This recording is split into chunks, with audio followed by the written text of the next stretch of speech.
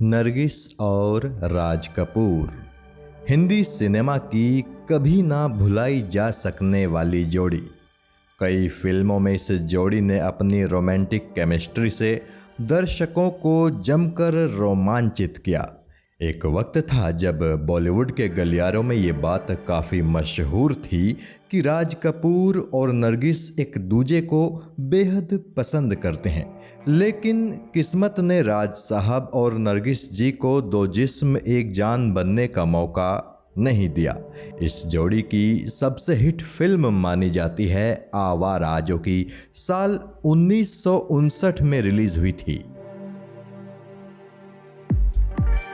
इसी फिल्म यानी आवारा से जुड़ा है वो किस्सा जब नरगिस जी ने शम्मी कपूर को किस करने का वादा किया था और फिर जब शम्मी कपूर ने नरगिस जी से वो वादा निभाने को कहा तो नरगिस जी ने उन्हें चालाकी से टरका दिया। क्या था ये पूरा किस्सा? चलिए किस्सा टीवी से आज जान ही लीजिए।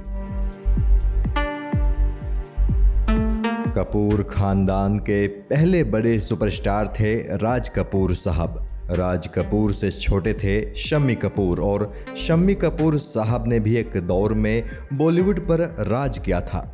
जिस ज़माने में राज कपूर और नरगिस जी की जोड़ी सिल्वर स्क्रीन पर जमकर जलवे बिखेरा करती थी, उस ज़माने में शम्मी कपूर स्कूल जाया करते थे।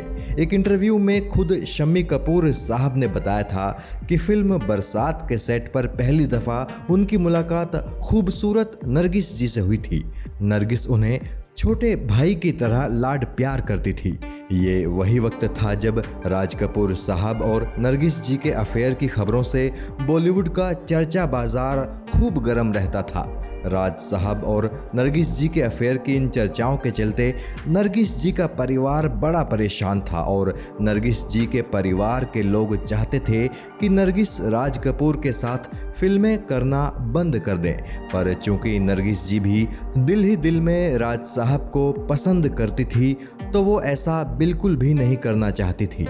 बरसात के बाद राज कपूर नरगिस को अपनी अगली फिल्म आवारा में भी लेना चाहते थे, लेकिन नरगिस जी के घर वाले उन पर दबाव बना रहे थे कि वो इस फिल्म में काम करने से इनकार कर दें।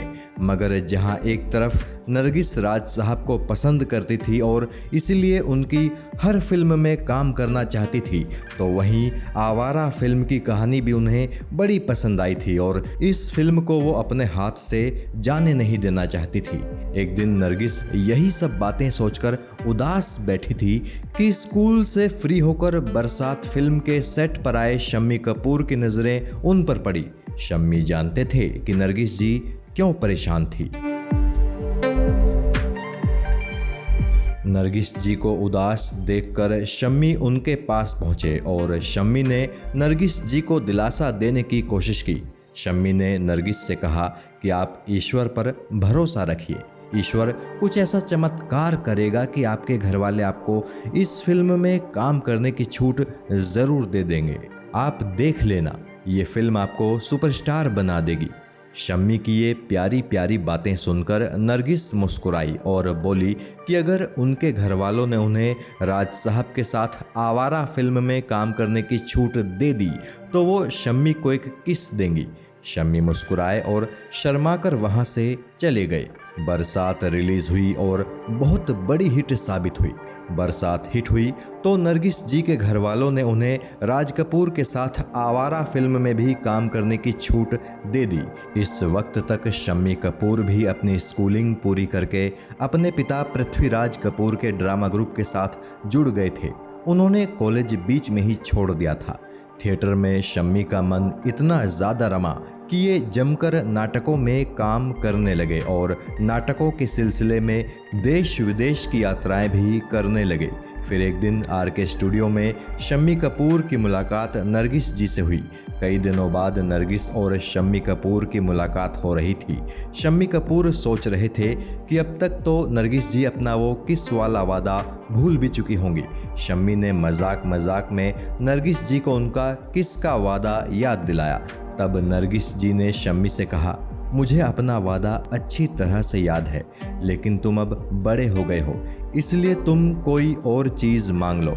ये सुनकर शम्मी कपूर ने नरगिस जी से एक ग्रामोफोन दिलाने की फरमाइश की।